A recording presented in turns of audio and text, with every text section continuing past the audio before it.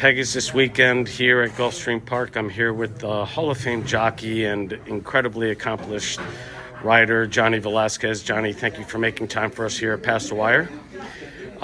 Johnny, let's talk about, you've been head of the Jockey Guild for quite some years.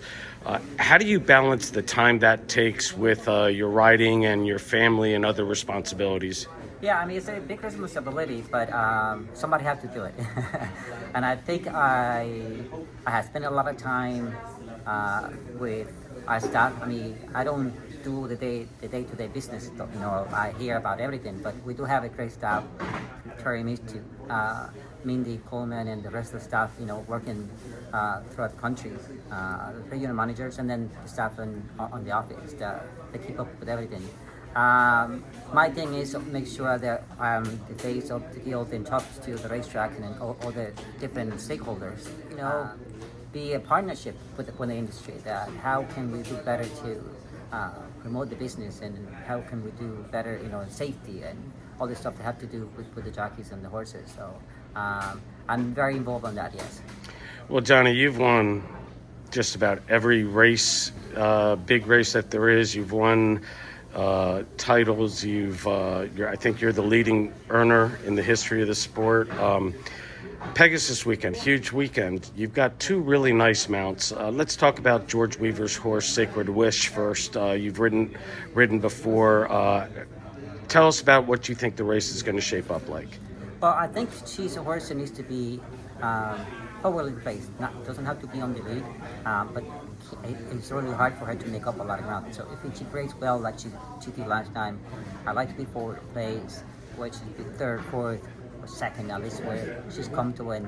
And then she takes a little bit of riding before she get her momentum going. So, and then I have to work my way out somewhere that she's free running, so she can have that kick that she normally has down the lane.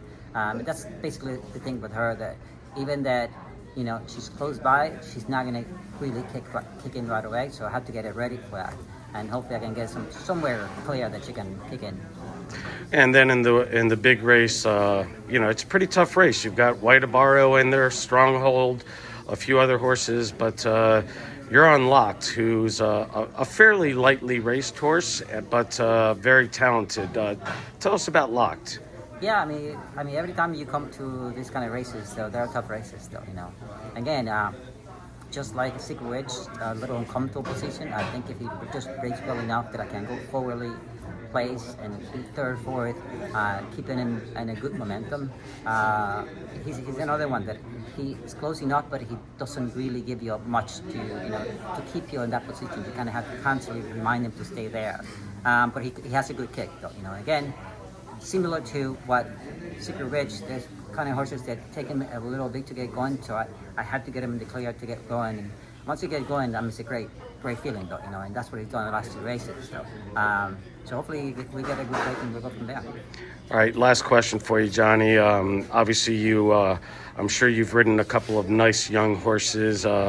Any young 3-year-olds that maybe you've been on that you think could be positioned to? That's a tough one now. I mean, they're very soon right now, and I haven't really gotten a lot of young 3-year-olds. So though I want 2 maiden for Todd, they had a little promise in the, you know, that's just breaking the maiden, though, you know. So they're gonna have to step up, whether it's the allowance race or another stake, you know, to see how they're gonna, you know, step up and with their better quality horses, though.